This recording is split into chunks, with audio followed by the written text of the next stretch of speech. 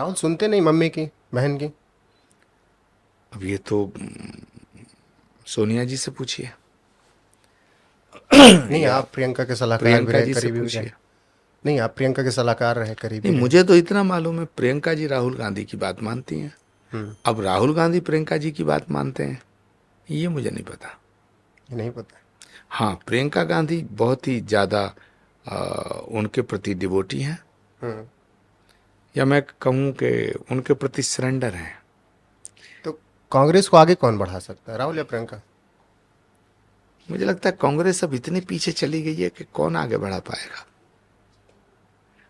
कांग्रेस ने ट्रैक ही छोड़ दिया है। जब ट्रैक से उतर जाता है कोई हम्म। तो फिर उसको ट्रैक पे लाने के लिए बड़ी मुश्किल होती वामपंथा है। भी हो गया। नहीं, कब्जा कर लिया वामपंथियों ने। हम्म। महात्मा गांधी की कांग्रेस मोहम्मद अली जिन्ना के रास्ते पे चल दी, तो इसे क्या कहेंगे? वामपंथियों का कब्जा नहीं है, नास्तिकों का कब्जा है, हम्म। एथिस्ट लोगों का कब्जा है, हम्म। जो भगवान को ही नहीं मानते, हम्म। जिन्हें राम के नाम से चिढ़े, जिन्हें हिंदू के नाम से चिढ़े, हम्म। जिन्हें सनातन के नाम से चिढ़े। कभी आपने देखा है राहुल गांधी जी और उनके तमाम जितने भी इर्द गिर्द के लोग हैं और जो कांग्रेस के बड़े बड़े नेता हैं, जब पब्लिक में स्पीच देते हैं तो उनके मुंह से कभी राम का नाम सुना है? कभी हिंदू शब्द सुना है? हम्म। वो आम बोलचाल की भाषा में भी ये नहीं कहते कि हिंदू जनमानस ये कर रहा है, हिंदू जनता, हिंदू भाई बहन, नहीं, हिंदू शब्द ही नहीं बोलते। हिंदू की जगह कहते हैं मेजॉरिटी, हम्म। बहुसंख्यक।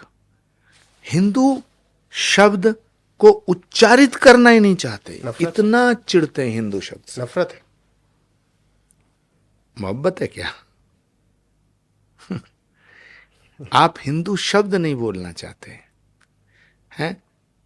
आपने कभी किसी कांग्रेस के नेता को देखा, एक सचिन पायलट को छोड़ दो तो, हम्म। जो पब्लिक में मंच पे चढ़ के बोलते हैं राम राम साहब, जय राम जी की? हम्म। किसी नेता को सुना है कि जो बोलता हो? कभी राहुल गांधी जी को सुना है आपने कि वो कहते हो भारत माता की जय? कभी राहुल जी ने नारा लगाया वंदे मातरम, वंदे मातरम? ये वो नारे हैं जिन्हें लगा करके महात्मा गांधी की क़यादत में, महात्मा गांधी के नेतृत्व में अंग्रेजों से लड़ाई लड़ी गई थी। ठीक है। कभी कभी राहुल जी के मुंह से सुना है छत्रपति शिवाजी महाराज की जय? हम्म। कभी राहुल गांधी जी के मुंह से सुना है हम्म। महाराणा प्रताप की जय? कभी राहुल गांधी जी के मुंह से सुना है गुरु गोविंद सिंह महाराज की जय?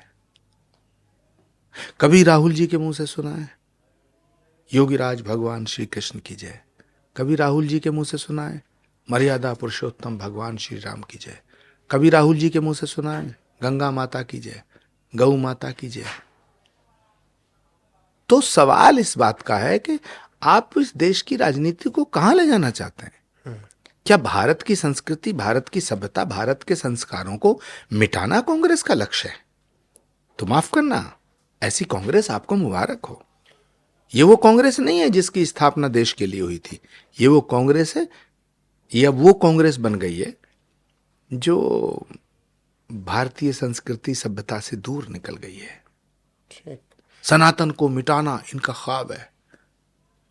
हिंदुत्व को हम मिटा देंगे, हिंदू नाम की एक शक्ति है, इसे मिटा देंगे। हम्म। मिटा लो। हम्म। अरे हिंदुओं को मिटाने की साजिश, कोशिश 1000 साल तक हुई। हम्म। 800 साल मुगलों ने राज किया, 200 साल अंग्रेजों ने राज किया। हम्म। लॉर्ड मैकाले, मैक्स मूलर से लेकर के Babar, Genghis Khan, Nadir Shah, Taimur lung, Aurangzeb, ये सब हिंदुओं को मिटाने की कोशिश करते रहे। लेकिन ये महाराणा प्रताप का देश है, जिन्होंने घास की रोटी खाना पसंद किया लेकिन अकबर के सामने सर नहीं झुकाया। ये छत्रपति शिवाजी महाराज का देश है, जिनका सर्वस्व न्यौछावर हो गया, सब कुछ कुर्बान हो गया, पर औरंगजेब के सामने सजदा नहीं किया। ये गुरु गोविंद सिंह जी का देश है, जिनके बच्चों को दीवार में चिनवा दिया गया लेकिन सनातन से समझौता नहीं किया। लेकिन आप तो कह रहे हैं कांग्रेस आएगी तो राम मंदिर का फैसला ही पलटवा देगी। नहीं, उनका मंसूबा है ये, उनका ख्वाब है ये। उनका सपना है ये। क्यों? क्योंकि वो चाहते ही नहीं थे कि अयोध्या में मंदिर बने। और ये मैं कह रहा हूं, ऐसा थोड़े ये मान लिया जाए, ये तो 50 साल का इतिहास फैसला गवाह है। पलटेगा तो मंदिर फिर हट सकता है क्या? नहीं, क्यों नहीं फैसला पलट सकता है? नहीं, मंदिर हट सकता है जब उसके। शाहबानों का फैसला पलटा जा सकता है, हम्म। कितने बड़े बड़े मंदिरों को बिस्मार किया गया, तोड़ा गया। वो भी बहुत बड़े मंदिर थे। सोमनाथ का मंदिर बड़ा था, संभल का मंदिर बड़ा था, अयोध्या का मंदिर बड़ा था, मथुरा का मंदिर बड़ा था। तोड़े नहीं गए क्या? हुकूमत चाहे तो सब कुछ कर सकती है। उनका सपना है ये, वो दिखाना चाहते हैं, क्योंकि उनकी मर्जी के बिना मंदिर बन गया। हम्म। वो तो इस फैसले को और 50 साल लटकाना चाहते थे। वो चाहते ही नहीं थे। अगर वो चाहते तो कब का मंदिर बन गया होता देश की आजादी के बाद। और मैं आज आपसे बात कहना चाह रहा हूं, बिल्कुल। बीजेपी की सरकार भी होती तो भी मंदिर ना बन पाता, अगर प्रधानमंत्री नरेंद्र मोदी ना होते। अगर इस देश के प्रधानमंत्री के पद पे नरेंद्र मोदी नहीं होते हम्म।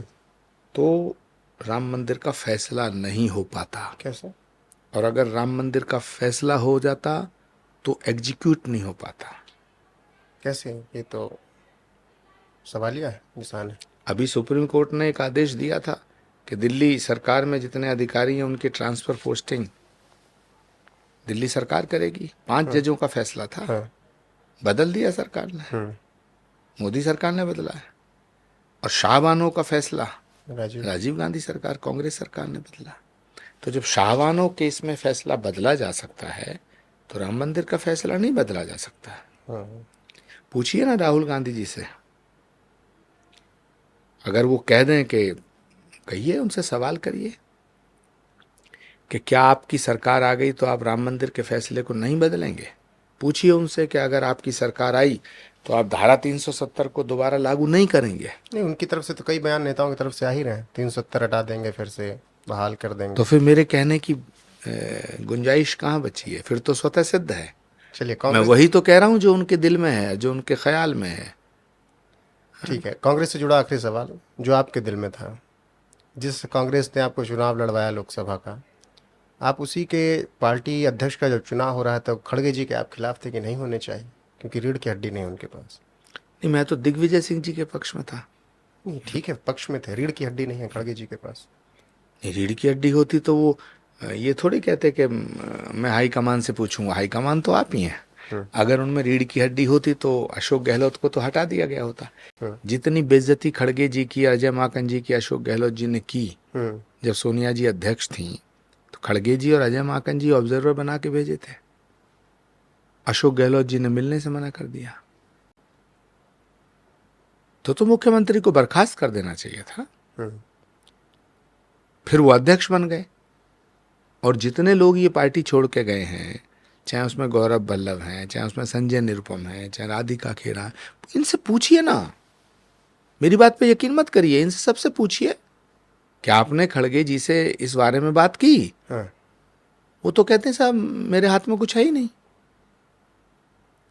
पूछिए कमलनाथ जी से, अकेले में पूछिए, बिना कैमरे के। हम्म। पूछिए दिग्विजय सिंह जी से, अकेले में पूछिए। हाँ, प्रियंका गांधी जी से पूछिए। पूछिए ना, राशिद अलवी जी से पूछिए। प्रियंका तक भी परेशान। प्रियंका गांधी जी के खिलाफ भी शुरू से साजिश हो रही है। कौन लोग कर रहे हैं प्रियंका के खिलाफ? मैं तो नहीं कर रहा। बेटी है इसलिए? मुझे नहीं लगता कि सिर्फ ये कारण होगा, पर कोई कारण तो है जो उनको अध्यक्ष नहीं बनाया गया। कोई कारण तो है जो उनको कार्यकारी अध्यक्ष भी नहीं बनने दिया गया। हम्म। कोई कारण है जो उनको उपाध्यक्ष भी नहीं बनने दिया गया।